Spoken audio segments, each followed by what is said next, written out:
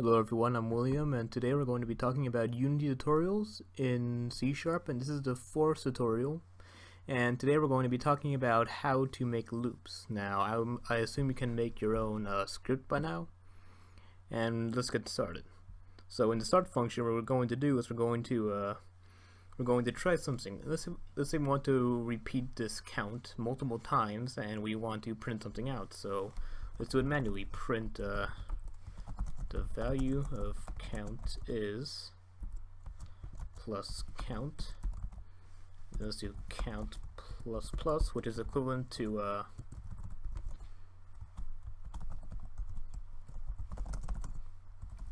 count plus equal to count plus 1.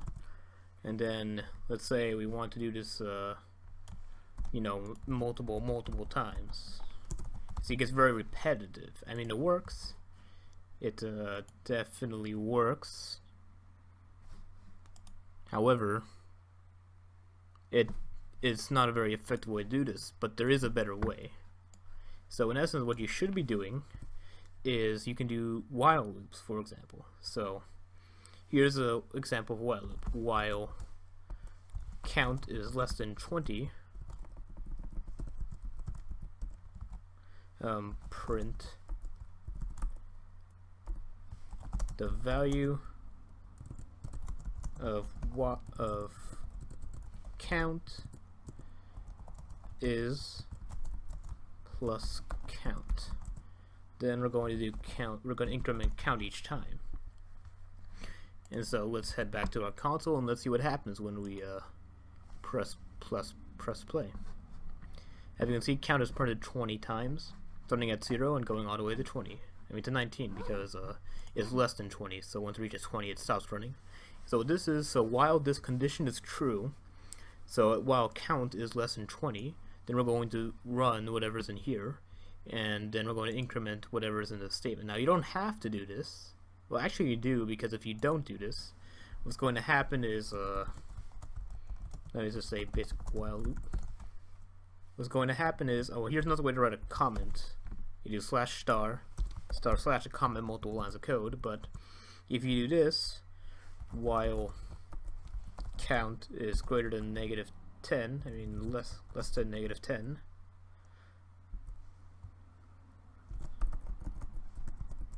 then print indefinite while loop. What that means is that it will run for eternity, and you will have to turn off your Unity program. I don't want to run this because I don't feel like crashing my. Well, it won't crash. It'll just you'll have to force restart it. But for now, let's just not do this. So let's delete it. So make sure you always have a conditional, and it always ends. So count is less than -10. That means while it's greater than -10. So this will never be less than equal to -10, so count will always run for infinity. So you want to prevent this by making sure the conditional is right, or you're incrementing always.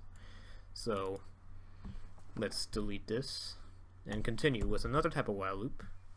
And this type of while loop is different in the fact that it is a do while loop. Now how do while loops is that do while loops are just like regular loops, but they run at least once in the beginning. For example, so do, and then let's do brackets.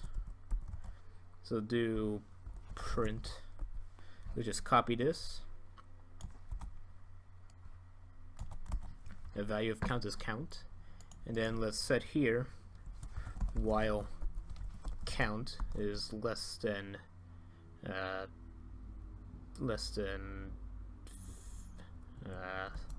50. So what happens is, if we were to print here and we were to, let's make this, for example, 40. It still runs quite like the same while loop, but what happens is, let's say we make it 55, right? Well, guess what happens? It runs these once because it does this, then it checks the condition at the end. So this runs, and then then after it runs, then it checks for the condition, and then it repeats if the condition is true or not. So that's that. So let's comment this out.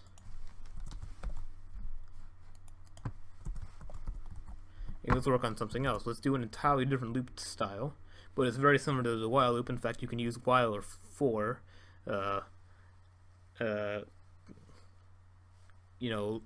interchangeably.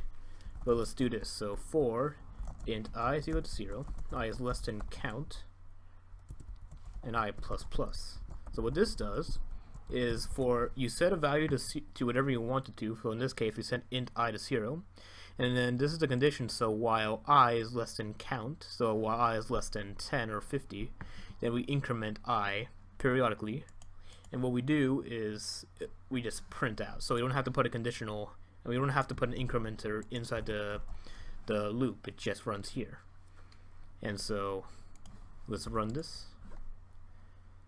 And as you can see, it runs 55 times.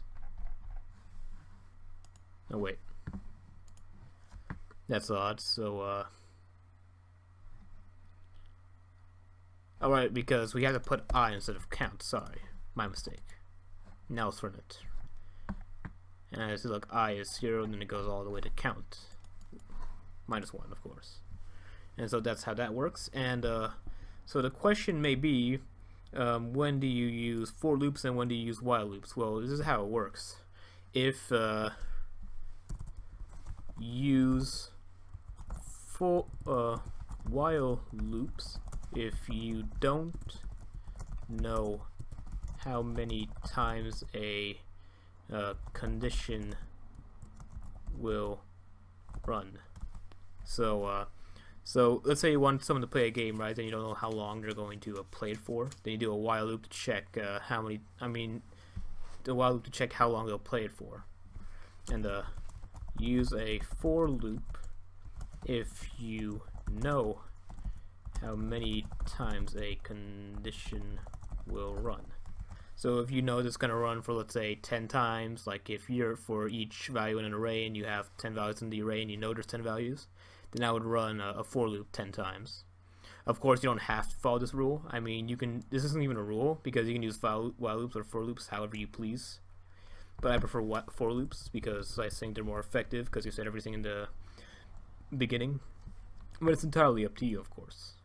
Anyway, that's it for loops, and I'll see you in the next section, when we're going to be talking about if statements and input.